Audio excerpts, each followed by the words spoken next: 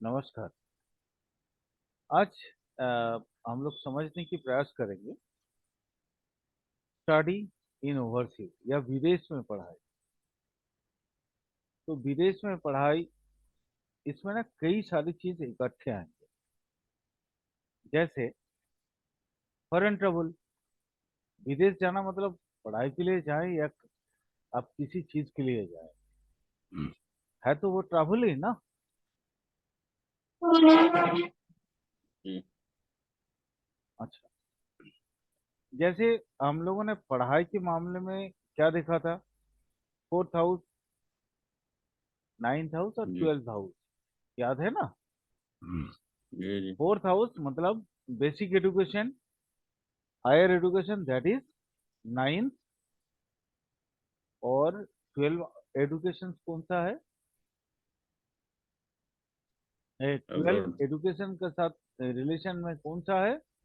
वो that is twelve. ये दिखाता है बाहर। बाहर मतलब अपने देश से बाहर। ठीक। नाइन्थ भी बाहर दिखाता है, थोड़ा याद रखिएगा, लेकिन वो अपने देश से बाहर नहीं। ठीक है। हम्म। माने जैसे मान लीजिए हम लोग हिंदी हिंदी में बात कर रहे हैं, जी। या ऐसी जगह पे पहुंच जाएं जहाँ पे हिंदी में बात नहीं हो रहा है हाँ। लेकिन अपने देश में ही। जैसे हिंदी भाषी जिनको कभी भी तमिल नहीं आता, वो तमिल के लिए एरिया में पहुंचा है, और वहां जी। सिर्फ और सिर्फ तमिल बोलने वाले लोग ही मिले जिनको हिंदी नहीं आता। तो वो भी उसके लिए विदेशी हुआ, है ना? जी। क्यों बोलिए तो? है तो इंडिया के अंदर, लेकिन हम्म। विदेश में किस सेंस में बोल रहा हूँ?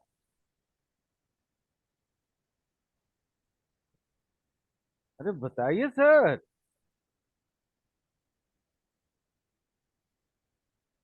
हायर एजुकेशन तो सर अपने जगह में नहीं होता है, बाहर भी निकलना पड़ता है।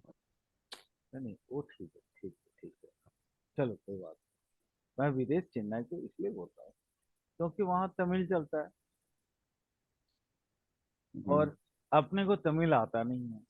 तो मेरे लिए वो भाषा, उसका खान पान, उसका रहन सहन, उसका चलो आवा, आबो हवा सब बदल गया। क्लाइमेट ही बदल गया।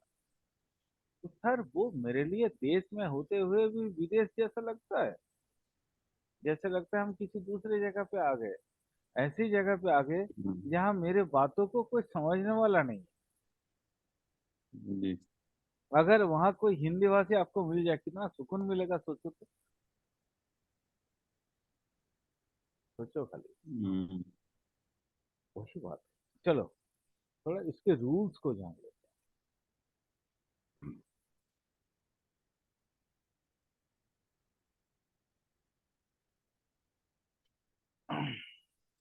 यहाँ देखिए कुछ रूल्स है। रूल्स को मैं, दिखाई दे रहा है ना? इफ द कास्पल जी। Sublord of the 12th be the hmm. significator in the star of the occupant open or owner of three, from home. है ना?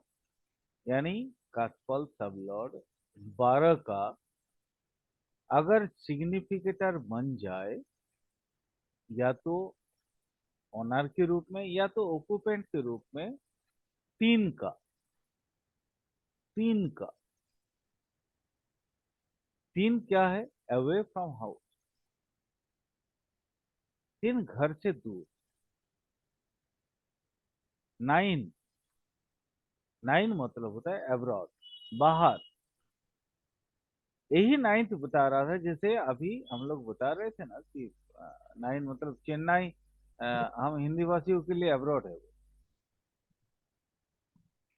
या आप हम्म। केरला में चले जाएं तो मालयालम हमारे लिए वो अब्रॉड जैसा है, क्योंकि हमें तो आता नहीं है। अगर वही मालयालम वाला कोई स्टूडेंट बंगाल आ जाए, तो उसके लिए बांग्ला तो अननोन लैंग्वेज है ना। हम्म। उसको आता नहीं है तो आइधर उसका कम्युनिकेट करने के लिए तो ही लैंग्वेज चाहिए होगा, या तो हिंदी या तो इंग्लिश। अगर जी। उसको हिंदी ही नहीं मालूम तो वो आके इंग्लिश में बात करेगा, मतलब उसको लगेगा नहीं कि हम फॉरेन आ गए।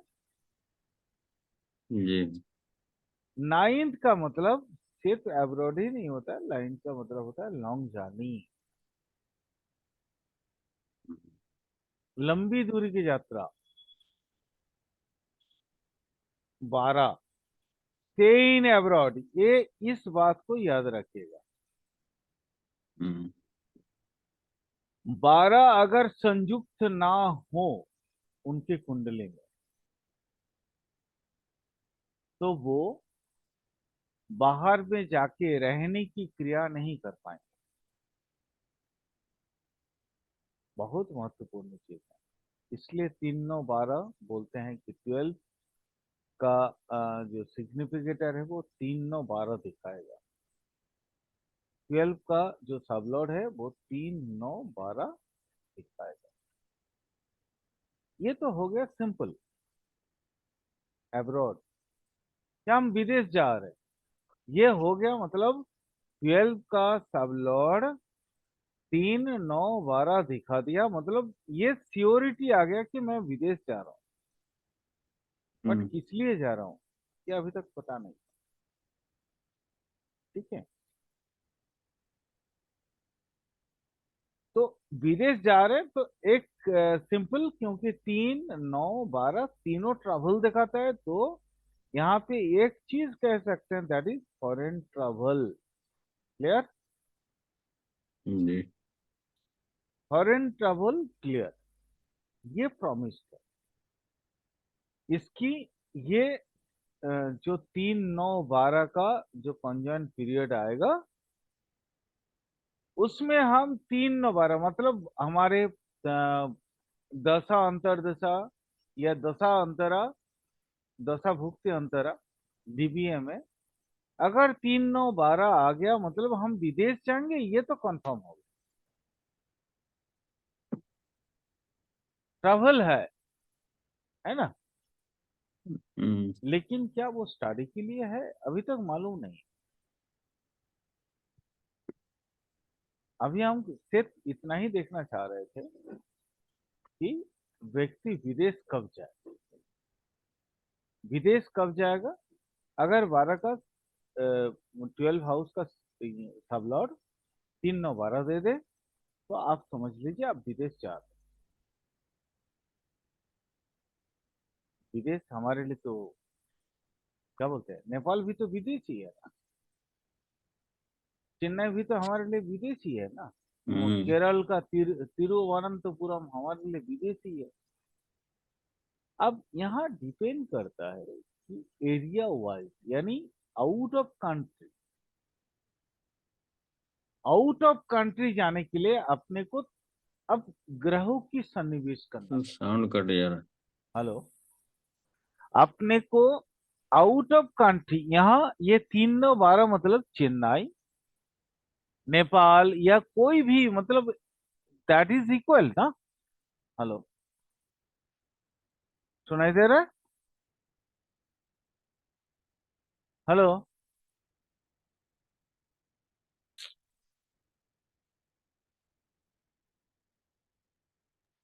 हाँ हाँ, उठो जी, उसमें नहीं दे रहा है। सुनाई दे रहा है ना?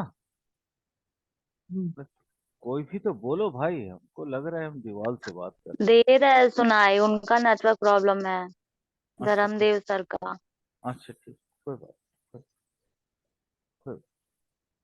आप अपना अपना खोल के रखिए, मेरे को आंसर देते रहिएगा। अब ठीक है। यहाँ पे ये समझना है, क्योंकि वातावरण चेंज, जलो हवा का चेंज, भाषाओं का चेंज, दैट इज आपको लगता है कि हम बाहर जाएंगे, बट हम रियल में अपनी जियोग्राफिकल जो आउटलाइन है वहां से बाहर कब जाएंगे। सिंपल सा मैटर है, यहाँ अब प्लेनेट की संवेशन जरूरी है। आइदर प्लैनेट्स बेनिफिक और मेलिफिक, ये देखना बहुत जरूरी है।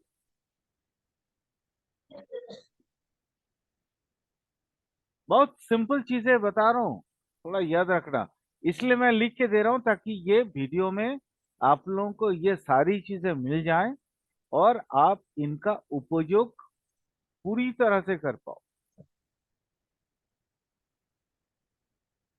सिलेक्शन के समय में हम जब देखेंगे प्लैनेट का सिलेक्शन, 12 मतलब 12 हाउस का सब लॉर्ड 3 9 12 देगा, तो हम फॉरेन जाएंगे। लेकिन स्टडी के लिए तो फॉरेन में तो 2 3 साल 4 साल स्टे करना पड़ेगा ना भाई। तो 12, आप मैं मान लेता हूँ जी 12 आपको 12 महीना के लिए स्टे करवा देता, क्योंकि बृहस्पति एक ट्रांजिट करता है तो वो 12 महीना का ट्रांजिट करता है। तो आपका 12 जो है वो 12 महीने के लिए जी आपको ट्रांजिट करवा देगा। लेकिन एक स्टडी कोर्स 1 साल में खत्म नहीं होता, 3 साल 4 साल 5 साल भी लग सकता है, 10 साल भी लग सकता है। वहां ना राहु की होना बहुत जरूरी है, राहु की होना वहां बहुत जरूरी है। इस बात को आज मार्क करके रख देना। बाहर जाने के लिए जुपिटर, मरकरी, कोई भी ग्रह आपको बाहर ले जा सकता है। लेकिन फॉरेन लैंड में अगर आपको स्टे करना है तो राहु की बेनिफिक अवस्थान, चाहे वो दृष्टि से हो, चाहे वो कंजंक्शन में हो, या प्लानिटरी तरीके से हो, या कॉन्स्टलेशन तरीके हो, या किसी भी तरीके से हो, राहु की फेवर जरूरी है। माने राहु, यूं समझ लो, एक ऐसा व्यक्ति है जो हम विदेश में जाएंगे वो मेरा पूरा अवलोकन करते रहेगा, मुझे पूरा देखते रहेगा कि हम वहां कर क्या रहे हैं, हम कोई गंदा काम कर रहे हैं या अच्छा काम कर रहे हैं या जो भी एक्स वाई जेड कर रहे हैं, उसी के बेसिस पे वो मुझे रखेगा वहां पे।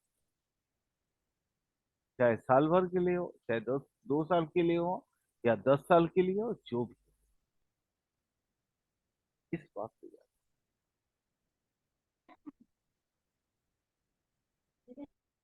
चलो कुछ रूल्स की बात कर लें।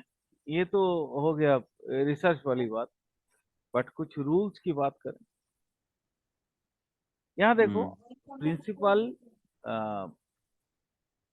Applied for the simple matter नहीं, उतना कोई जरूरी चीज नहीं। हाँ,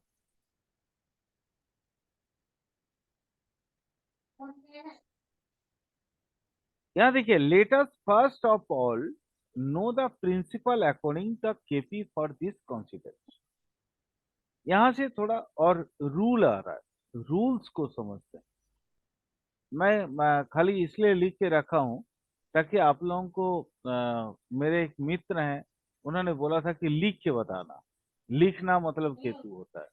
तो चलो मैं उन्हीं की बात को जो है फॉलो करता हूँ।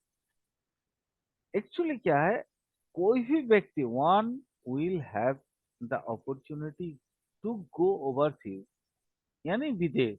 ओवरसीज मतलब सीज के ओवर नहीं, फॉरेन कंट्री, ठीक है।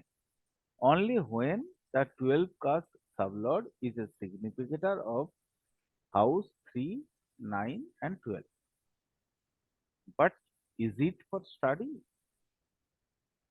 अब क्वेश्चन यहाँ, मैं यही जो आपको शुरू में बता रहा, वहां अगर स्टडी है, 9th हायर स्टडी दिखाता है।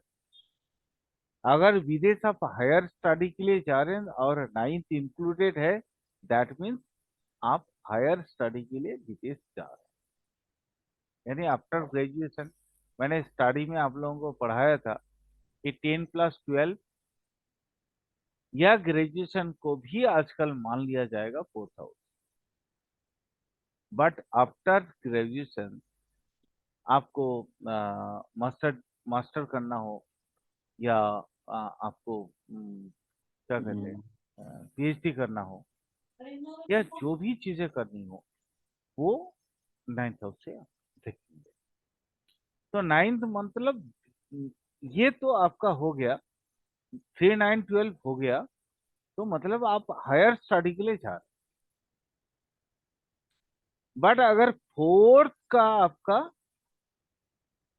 साथ मिले तो आप बेसिक स्टडी के लिए भी बाहर जा सकते, तो याद रखिए। हम लोगों ने स्टडी के वक्त में बहुत सारी बातें बताए थे। उसमें ये भी था कि हम मदर लैंग्वेज में पढ़ेंगे या फॉरेन लैंग्वेज में पढ़ेंगे। एम आई राइट? याद है ना आप लोगों को, किसी को भी? जी जी। क्या बोले थे, बोलिए तो धर्मदेव जी। बाहर जाएंगे तो फॉरेन लैंग्वेज को समझने के लिए ना। अरे नहीं, मैंने ये बोला था कि साबलॉर्ड अगर राहु और मार्करी हो, राहु आइदर राहु हम्म। और मार्करी, या राहु या मार्करी हो, तो वो आदमी अपना मदर टंग में नहीं पढ़ेगा, वो फॉरेन लैंग्वेज में पढ़ेगा। ये बोला था। आप लोग लगता है वीडियो भी नहीं देखते हैं। जो मैंने पढ़ा के आप लोगों को जो अ, दे दिए थे वो भी नहीं सुनते आप लोग। मैंने यही बात बोला था। अगर मार्करी पहला तो राहु, सबसे बड़ा चीज राहु, और राहु उसके बाद आता है मार्करी। अगर इनके साथ कनेक्शंस ना हो तो फिर वो आदमी मदर टंग में पड़ेगा। ये कौन सा फोर्थ हाउस के एंगल में बोला था? फोर्थ हाउस का सबलॉर्ड अगर मार्करी या राहु के साथ कनेक्टेड हो जाए तो वो व्यक्ति कभी भी अपना मदर लैंग्वेज में नहीं नहीं पढ़ेगा। यानी मेरा जैसे मातृभाषा अगर हिंदी हो, तमिल हो, बांग्ला हो, असमिया हो, या कोई भी भाषा हो, हम अगर अब यहाँ मेरा मतलब वो जो फोर्थ हाउस का सबलॉर्ड अगर मार्करी हो जाए या राहु हो जाए तो फिर हम अपनी मातृभाषा में अपनी एजुकेशन पूरा नहीं करेंगे। जनरल एजुकेशन की बात हो रही है यहाँ पे, वो पूरी नहीं हो पाएगी। हम हमको ये हमारी ये चार्ट की मजबूरी है कि हम पढ़ेंगे। पढ़ेंगे कहाँ? विदेशी भाषा में। कोई भी लैंग्वेज हो सकता है, इंग्लिश हो सकता है, फ्रेंच हो सकता है, इटाली हो सकता है, चाइनीज हो सकता है। मैंने एक चीज और बोला था कि अगर जुपिटर और मरकरी, या आज से कितना 1 महीना 2 महीना पहले का क्लास में ये चीज बोला था मैंने कि मरकरी जुपिटर अगर माने कहीं ना कहीं एक एक दूसरे पे दृष्टि रखते तो इस व्यक्ति का फॉरेन में ही रह के पढ़ाई होगा, क्योंकि वो उसका ऐसा ही एक जॉब होगा उसके पेरेंट का, जहां उसके पेरेंट्स को बार बार बदलना पड़ेगा, बार बार अपना उसका जॉब प्लेस बदलना पड़ेगा। और इसका लैंग्वेज हमेशा फॉरेन लैंग्वेज में इसकी स्टडी होगी, बट ये रहेगा अपना देश में जुपिटर के साथ। मैंने ये बात भी बोला था आप लोगों को, मुझे जहां तक याद है। भाई वैसे भी मेरा तो एस्ट्रोलॉजी के मामले में मेरा याददाश्त बहुत स्ट्रांग। बाकी हाँ चीज सर, आपने बताया था। जी बताया था ना। हम्म। जी जी। तो यही बार बार बोल रहा हूँ कि अगर बिहार बाहर में जाके, फॉरेन में जाके आपका अगर स्टडी करना है, मैं 9th की बात कर रहा हूँ। 9th मतलब that is higher study. Higher study आप इंग्लिश में कर सकते हो, कोई मैटर नहीं है। क्योंकि हायर स्टडी में वहां लैंग्वेज आपकी भाषा फैक्टर नहीं करता। लेकिन अगर कभी कभी ऐसा भी होता है ना कि जैसे सपोज मान लीजिए मेरे पापा एक एम्बेसडर है इंडिया का, वो रहते हैं अमेरिका में, तो मैं कहाँ जाके क्या पढ़ूंगा? इंडिया में पढ़ूंगा क्या? पढ़ूंगा तो वही ना, अमेरिका में। यानी कहीं ना कहीं राहु और मार्करी मेरा होगा ना, फोर्थ हाउस का सब लॉर्ड। वो बेसिक एजुकेशन में, बार बार बोल रहा हूं, याद रखिएगा, फार्मूला, रूल्स, रूल्स को याद रखना बहुत जरूरी है।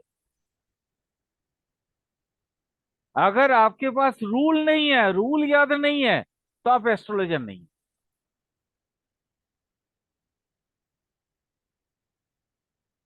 चलिए थोड़ा सा और आगे बढ़ते हैं। यानी वहां पे क्या होगा, हम फोर्थ कास्पल सबलॉर्ड को भी लेंगे उस अवस्था में। ठीक है, याद रहेगा। नॉर्मली अगर हम इंडियन हैं, हम इंडिया में रह के पढ़ाई कर लिए, ग्रेजुएशन कंप्लीट कर लिए, या जैसे आकाश नेपाल का रहने वाला है, वो उन्होंने ग्रेजुएशन कंप्लीट कर लिया वहां पे, और मास्टर के लिए वो बाहर जाना चाहते हैं, तो फिर हम नाइन्थ हाउस को देखेंगे। 12 हाउस अगर 3, 9, 12 दे दे तो इट्स ओके, इट्स ओके। और साथ में कोई भी राहु या जुपिटर या मरकरी, कोई भी साथ में इंक्लूड हो और जाए। एक मेरा क्वेश्चन था इसमें। बोलो। इसमें जैसे कि हमें वो क्यों किसी प्लानेट का दशा चल रहा है, तो हमें उसका ओनली सिग्निफिकेटर ओनली देखना है कि वो वो प्लानेट, वो प्लानेट किस हाउस का हाँ, स्टार लॉर्ड समझ है। समझ गए, सौ आकाश ये हम समझ गए, क्या होगा? समझ गए। देखो, सबसे पहले एक चीज समझो, बहुत छोटी सी चीज, अ, बहुत छोटा। आप पानी पी रहे हो ना, या छोड़ो, अब चाय पी रहे हो, तो चाय में जैसे आप जीभ के साथ, चाय के साथ जीभ को टच करोगे, सबसे पहले आपको क्या मिलेगा? क्या मिलेगा बताओ तो? हीट, गरम, स्वाद मिलेगा उसका। हाँ, गरम मिलेगा। आपका जीभ को ना चाय की गर्माहट महसूस होगी। ठीक है, उसके बाद जीभ के अंदर जैसे जाएगा तो फिर वहां स्वाद महसूस होगा। फिर जैसे ग्रास नाली के अंदर वो पेट तक पहुंचेगा, वहां गर्माहट महसूस होगा।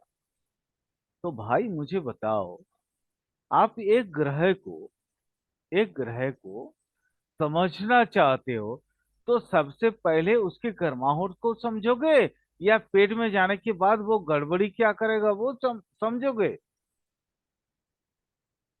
सबसे पहले उसके स्वाद, स्वाद नहीं, जस्ट जीभ में लगाएं और उसका, उसके अंदर गर्माहट कितना है वो समझोगे। दैट इज प्लेनेट की कारकता।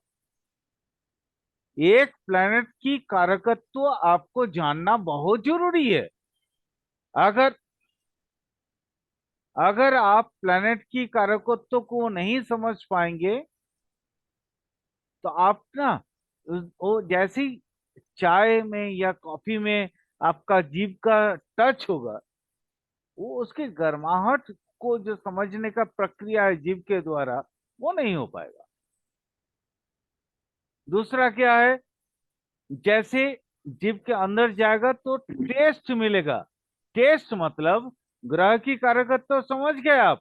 उसके बाद जाइए और इस ग्रह की, उसके स्टार लॉर्ड को समझिए। स्टार लॉर्ड को समझेंगे मतलब आपको उसका टेस्ट मिल जाएगा, लेकिन शरीर में जाके अच्छा करेगा या बुरा करेगा ये कौन बताएगा? ये उसी प्लेनेट का सबलॉर्ड बताएगा। आपको आपके प्रश्न का उत्तर मिला आकाश जी? बाबू आकाश? हाँ हाँ हाँ हाँ गुरुजी, ये तो मिला। पर मैं यूट्यूब में वीडियो देख रहा था पहले।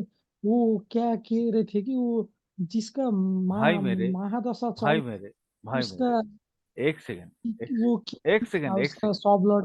मैं यूट्यूब देख के मेरे से क्वेश्चन मत करो, ठीक है? यूट्यूब में फेक नॉलेज घूमते रहता है, मैं आपको बताता हूँ।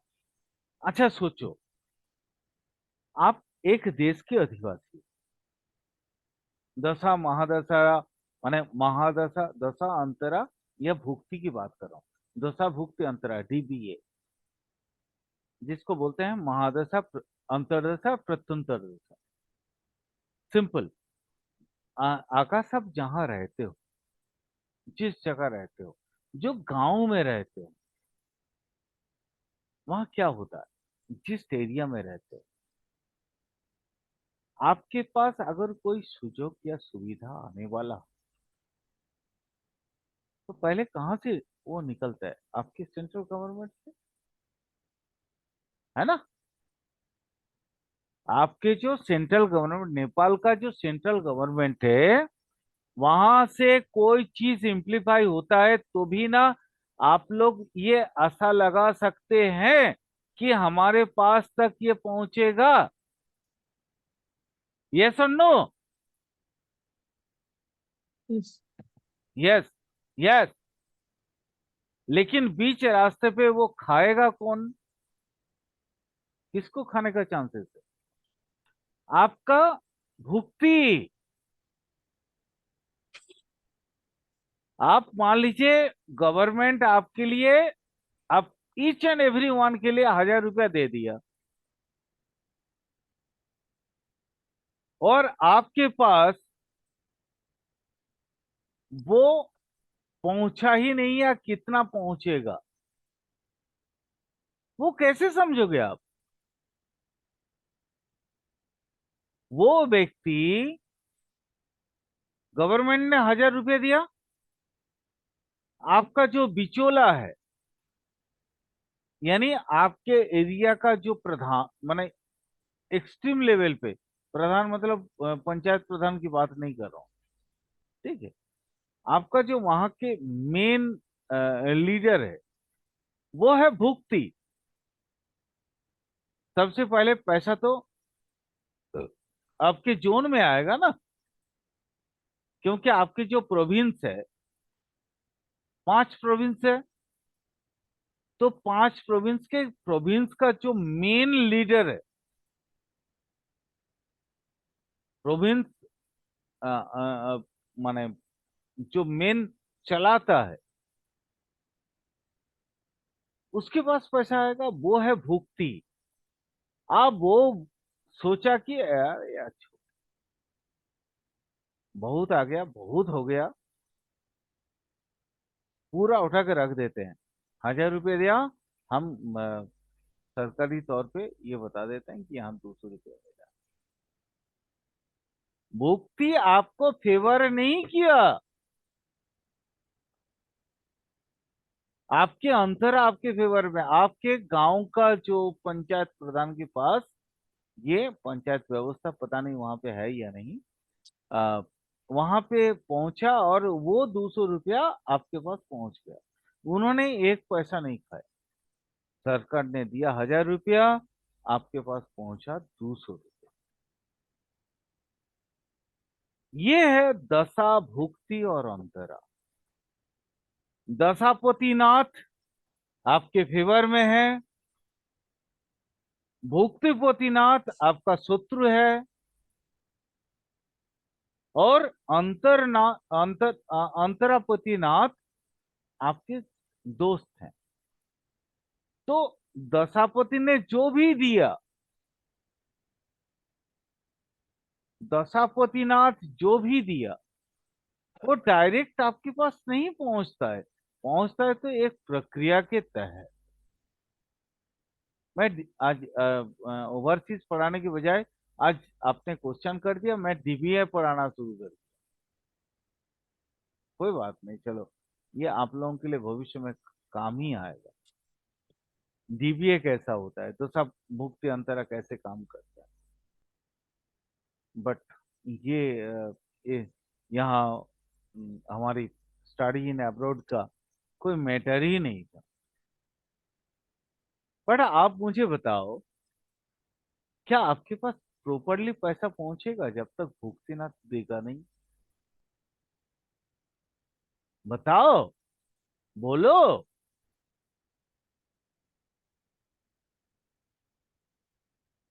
बोलो आकाश, बोलो, कुछ तो बोलो।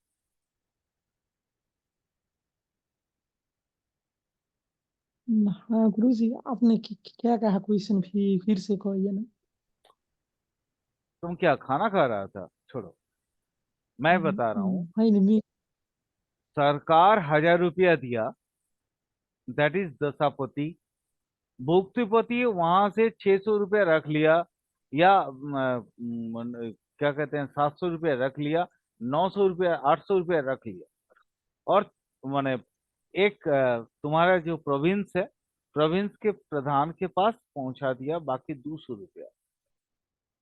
और प्रोविंस का जो मेन मतलब अंतरापति, वो अंतरापति तुम्हारा दोस्त है, और वो डायरेक्ट तुमको जाके 200 रुपया पहुंचा दिया। तो दशापति तुम्हारा दोस्त था, 1000 रुपया दिया। भुक्तिपति तुम्हारा दोस्त नहीं था, शत्रु था, मित्र नहीं था। बट अंतरापति भी तुम्हारा मित्र है। लेकिन क्या पूरा 1000 रुपया तुम्हें मिलेगा?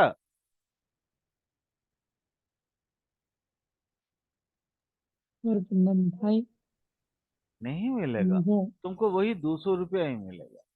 यानी इसीलिए हमारे प्रणम्य गुरु जी कृष्णमूर्ति जी बार बार बोले हैं कि भुक्तिपोती पे ध्यान दो। भुक्तिपोती एक ऐसा चीज है, वो जो चाहेगा वो हो जाएगा। दशापति नाथ, अगर दशापति जो भी है वो हमारे कुंडली के अगर अच्छा नहीं है, न्यूट्रल है, तो नो मैटर। भुक्तिपति अगर हमारी कुंडली, तुमने आज मेरे से क्वेश्चन बोला था ना आकाश, कि हमको ये चार्ट पे लगाना नहीं होता है, हम डीबीए नहीं देख पाते हैं। डीबीए देखने का सबसे आसान तरीका यही है, भुक्तिपोती को पकड़ो। भुक्तिपोती अगर तुम्हारा फेवर में है तो चार्ट तुम्हारे फेवर में है। अगर भुक्तिपोती फेवर में नहीं है तो आप डमाडोल, फिर तो आप कुछ भी कर सकते हो। बट चलो यहाँ थोड़ा सा इस प्रश्न का उत्तर दे तो ले लें। हाँ, अब यहाँ पे हम देखेंगे, मोटा मोटी ये तो कंप्लीट हो ही गया कि अगर हम ओवरसीज की स्टडी करने के लिए जाएंगे, तो अपने पास अगर हायर स्टडीज के लिए जाते हैं तो 9th का, अगर पीएचडी के लिए जाते हैं तो 12 का। लेकिन साथ में याद रखना, आपकी फाइनलाइजेशन देता है 11th हाउस। 11th हाउस को इग्नोर कभी मत करना। 11th हाउस, कभी कभी ऐसा भी होता है ना कि हम स्कॉलरशिप लेके बाहर जाते हैं पढ़ने के लिए, वो that is 6th house. That is 6th house. कभी कभी ऐसा भी होता है, कोई बोलता है कि भाई इसको मैं दामाद बनाऊंगा या इसको मैं अपना बहू बनाऊंगा, ठीक है, और इसको पढ़ने के लिए बाहर भेज दो, ये लो पैसा, दैट इज 8th हाउस। याद रखना ये सारी चीजें। बाहर जाने का, पढ़ाई करने का सिर्फ और सिर्फ एक ही चीज नहीं होता है कि वहां जाके हम पढ़ाई करेंगे और आएंगे तो बेटर, नहीं तो वहीं सेटल हो जाए। लेकिन अकॉर्डिंग टू एस्ट्रोलॉजिकल प्रोस्पेक्टिव हमको बहुत कुछ देखना होता है, बहुत कुछ। उनमें से ये सारी चीजें, ये कुछ कुछ चीजें मैं बता रहा हूं। दूसरा, एक और चीज याद रखना हमेशा, क्योंकि लोग जहां विदेश जाते हैं वहां स्टेबल होने की कोशिश करते हैं, स्टेबिलिटी देता है कुछ स्पेसिफिक ग्रह, बहुत स्पेसिफिक ग्रह। लेकिन ये स्पेसिफिक ग्रह कौन कौन सा है, अ, आज शायद उतना ज्यादा समय नहीं है, बट समय होना चाहिए ताकि मैं एक पूरी तरह से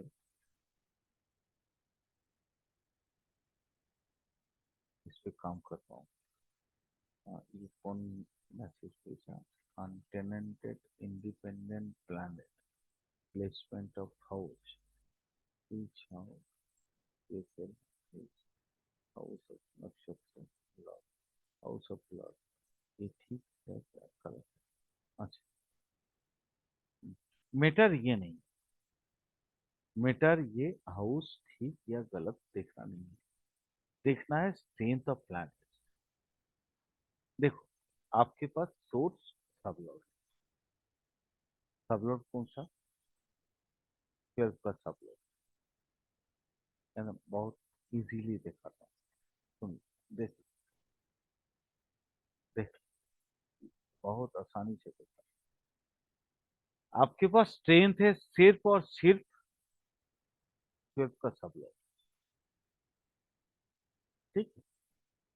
ये 12 के सबलॉर्ड किस किस के साथ क्या क्या कनेक्शन दे रहा है, दैट इज द मैटर। बाकी कोई कुछ नहीं है, नथिंग एल्स। आपके पास 12 का सबलॉर्ड क्या 3 9 12 दे रहा है? अगर दे रहा है तो आपको फॉरेन जाना है,